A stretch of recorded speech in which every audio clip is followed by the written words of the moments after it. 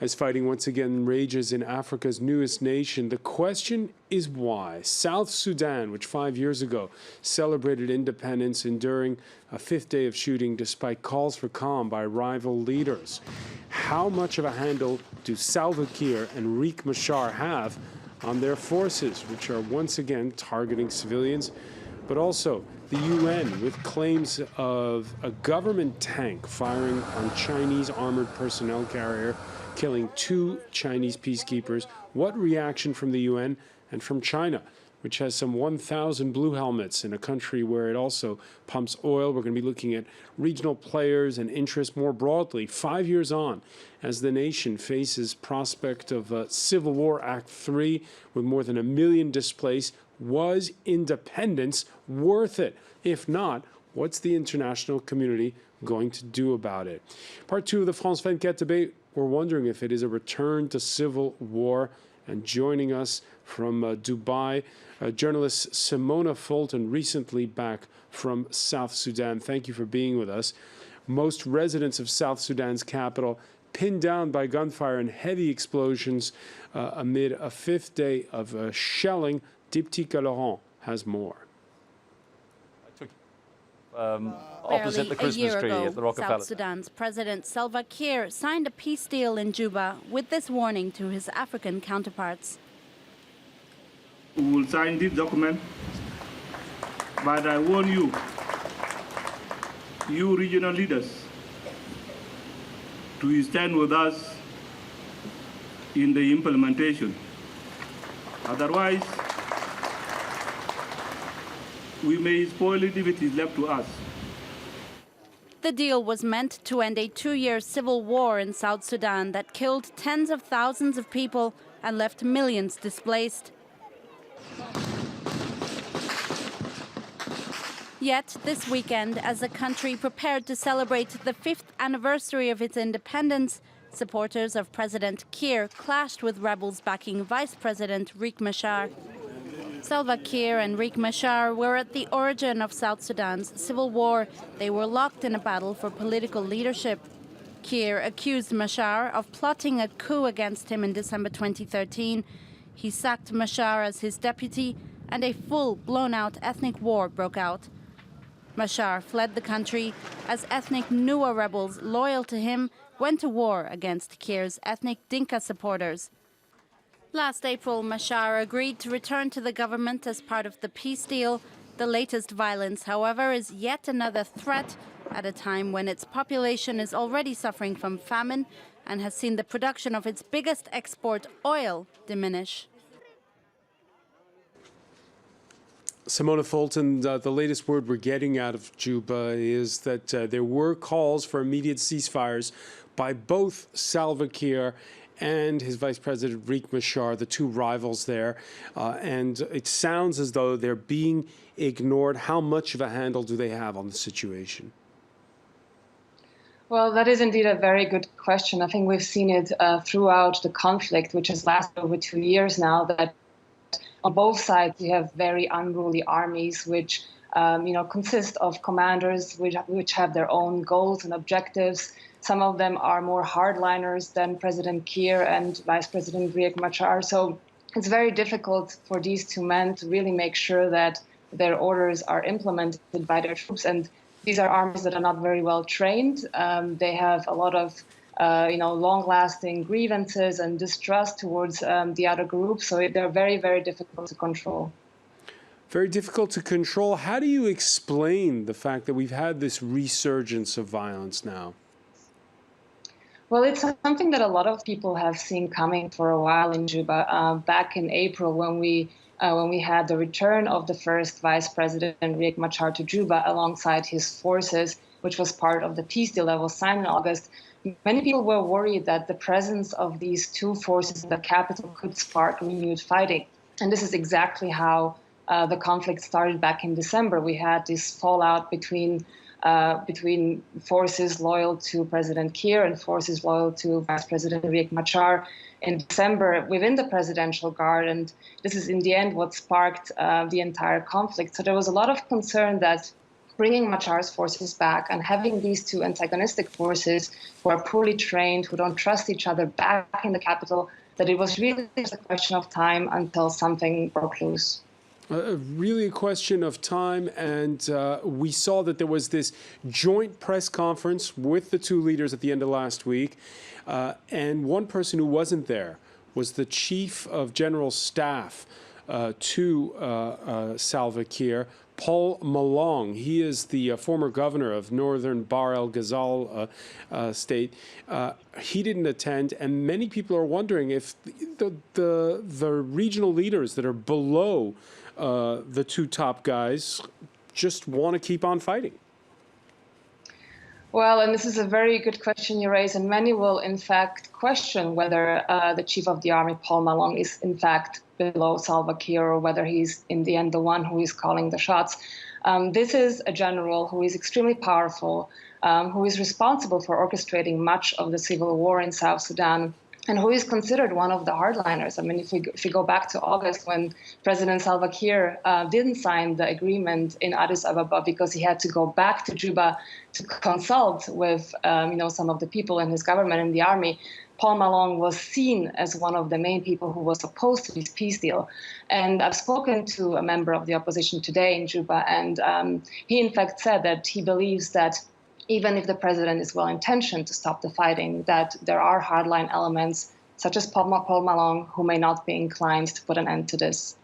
All right, at this point in time, let's bring in Norwegian, he's a former executive director of the UN Environmental Program and a former diplomat who's negotiated peace deals in other contexts. Erik Solheim, many thanks for being with us from Abu Dhabi. This sounds like a real mess. You have two leaders calling for ceasefire in South Sudan, and the people below them aren't listening. What do you do? This is extremely sad. I mean, yesterday it was 5 years since we were dancing in the streets of Juba. There was such a promise. The liberation movement, SPLM had won, and 99.999 in the referendum had called for a separate state of South Sudan. We were all happy, so were the people there. And it was one of the biggest parties I've ever been to. And now 5 years later, it's such a sad situation. They have not done what we all expected, to build a nation, to start a hard, long-term work on building a nation, improving education, health, roads, exactly what the people of South Sudan need. And rather than doing that, they ended up fighting each other. Was the writing on the wall, the fact that that ceremony that you mentioned from 5 years ago, they declare independence before state institutions had been created? But there was no other way of doing it, because I mean there was such a demand for a separate state. As you know, the referendum got 99.98 or something like that for independence. So there was no other way of doing it. What we all expected from the international community was for the president, the vice president, and all the other leaders, also bridging the divide between the two main groups of the Dinkas and the Nuers, to come together to start the long-term, slow, somewhat boring work of building a nation, rather than starting quarreling on, in reality, relatively small issues, which I think nearly everyone in South Sudan, that's not what they want. They want nation building. They want nation building. The leader, the longtime historic leader of the SPLA, who died in a helicopter crash in mysterious circumstances, John Garang, he was somebody who advocated a federal state. He didn't advocate independence. Hindsight being 2020, when you see what's transpired since with local, I guess we could almost call them warlords with their own interests. It sounds like, is this the UN's problem now to piece this back together? The UN and the international community, of course, must assist the people and the leaders of South Sudan on bringing the nation back on track. The regional mechanism with nations like Ethiopia, Sudan, Uganda, and others, the so-called ICAD, so the core of the peacemaking. The United Nations have troops on the ground. Fortunately, none of them have been non-UN staff that have been attacked, as far as I know. The UN and the international community will do its very, very best to assist. But at the end of the day, no international actor can bring peace to South Sudan. Only Salva Kiir, the president, and Riek Machar, the vice president, and their core supporters can bring that peace to the nation of South Sudan. Simona Fulton, do you agree there was no regretting independence? It was the only way to go? Well, I think there is certainly a more nuanced way of looking at that. I mean, as you mentioned, John Garang had a very different vision for Sudan, and unfortunately, after he died, that vision was not pursued further. And even though it is true that the overwhelming majority of the South Sudanese voted for independence, it could have been maybe implemented in a different way. And I think what is really important to say is that the international community really has to take a hard look at themselves, because in the end, they are the ones that nurtured the SPLM, the liberation movement, in the struggle against Sudan. Both morally and militarily, they provided support, including Norway, for example, and the United States.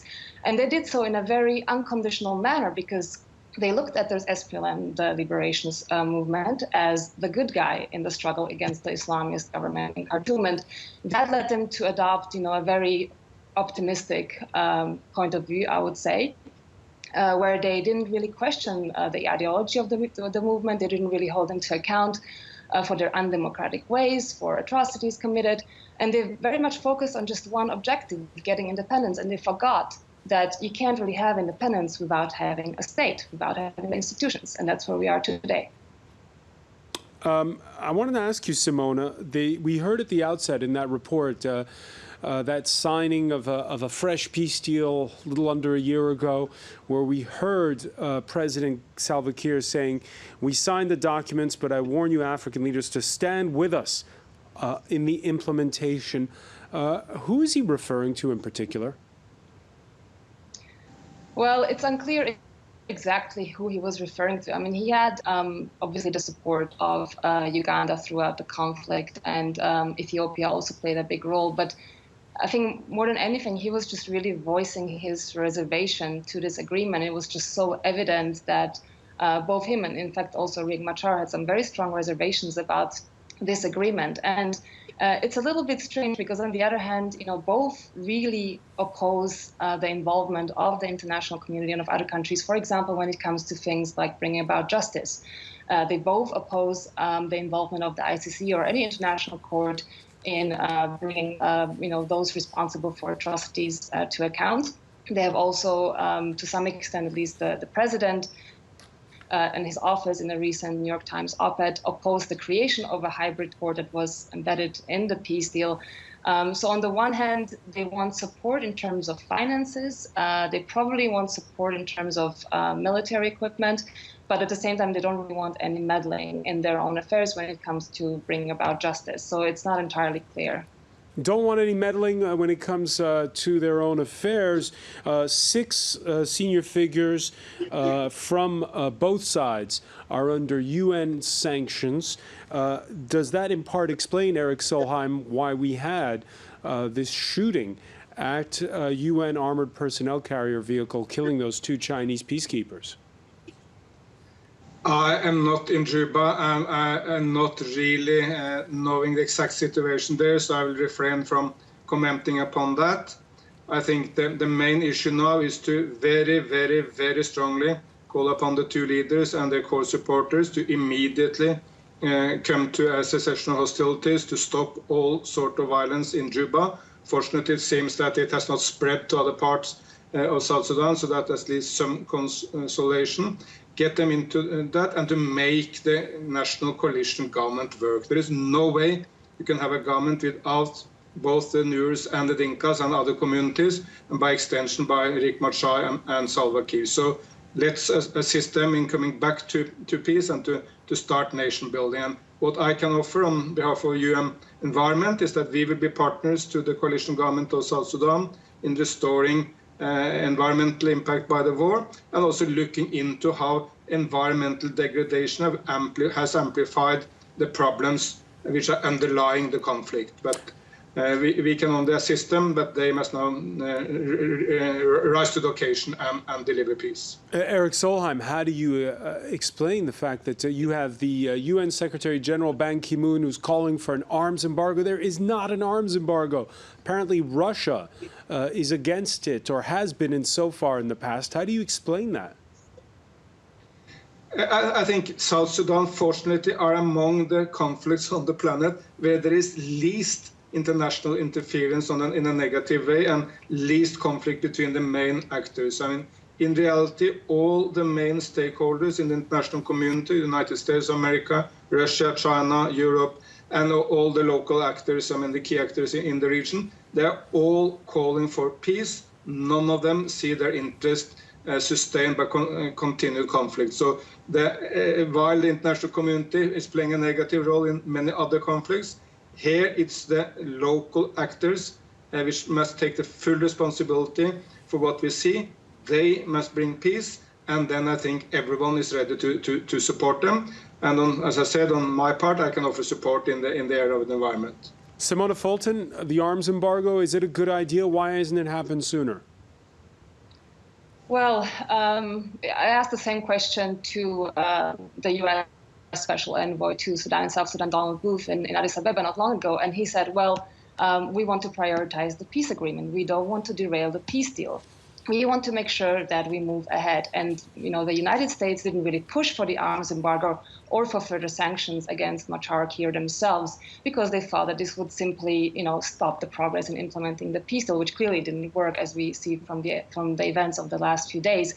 And also they said that, you know, in the end, China and Russia would vote against such an embargo in the Security Council. But in the end, the U.S. didn't really try very hard to push for that embargo themselves. And of course, it comes down to, you know, various interests in South Sudan. It comes down to different spheres of influence. China has a lot of business interests there, Russia less so. But, you know, the countries have different interests, and it's difficult to see them align themselves on an issue like this. It will be interesting to see whether the events of the last few days will change that. Yeah, will they change it? Most notably in the case of China, with their own peacekeepers targeted, Simona.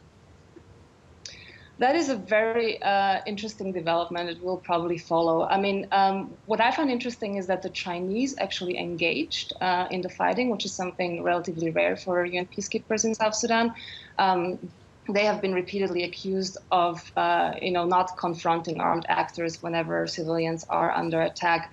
And China was one of the later countries to contribute peacekeepers to South Sudan. A lot of people think that that was the case to safeguard their own business interests. So it will be very interesting whether this will change anything. But I think one thing that is positive to note is that Chinese peacekeepers actually engaged when they were attacked. What about Uganda, which is the neighboring state? It's the oil pipeline runs through Uganda. Simona Fulton, what role is Uganda playing? Are they part of the solution or part of the problem? Well, so Uganda was on the side of the South Sudanese government when the conflict first erupted. They were critical in stopping the advance of the rebels on the capital, Juba, in January 2014, and essentially helped recapture strategic towns like Bor. As part of the peace deal that was signed in August 2015, they were supposed to withdraw, which they did in October last year. And I think the comments that we've heard coming out of Kampala is that they have no intention of really re-engaging in South Sudan, even though the commanders at the time when they were withdrawing, they said, we will make sure that Uganda's own interests are preserved. But it's difficult to see whether they will actually redeploy troops into the country, because I think in the end, they were quite happy to actually get out of this rather messy conflict. Happy to get out of this messy conflict. Eric Solheim, again, the question is going forward now, preventing an Act 3 of the civil war. What's the way to quickly put out the fire? That is for Salva Kiir and Riek Machar, the two main leaders, to immediately put a stop to fighting from their supporters. And I mean, hardly any doubt that they can do it. I mean, you can find any excuse, but they can do it. Let them get the fire turned off, and then the international community stand ready to support. And I have to defend the Chinese, for instance. I think they have played a utterly constructive role in the conflict of South Sudan. They have no major big economic interest there, as people tend to believe. They want peace, and the same is what Americans and others want. And remind yourself, this was the first conflict in the world where China employed a special peace envoy to assist the peace process. So the conflict is not fueled from abroad, as some other conflicts. I mean, like say in Syria, where there is a huge component of fuel coming in from abroad, while in South Sudan it's basically fueled from within. And the international community, by and large, with very few exceptions, if any, stand ready to support. But the 10 million people of South Sudan deserve a strong leadership who stop the war and join hands. They may not like each other, they may not want to marry each other or go to a hotel or a club together, but they need to be able to work together and to start the long-term building of schools, hospitals, whatever. Remind yourself, this is a nation where hardly any child now embark upon school, which has the among the worst healthcare system in the world, where there's malnutrition. It's one of the poorest places on the planet. It will take, even under the best of circumstances, many years to develop up to, say, a level of Ethiopia or Kenya or Uganda, some of the neighboring nations. So they must start tomorrow to get this done. All right, the onus on the leaders there from Eric Solheim, who many thanks for joining us from Abu Dhabi. I want to thank as well Simona Fulton in nearby Dubai. Stay with us. Our Media Watch segment is next.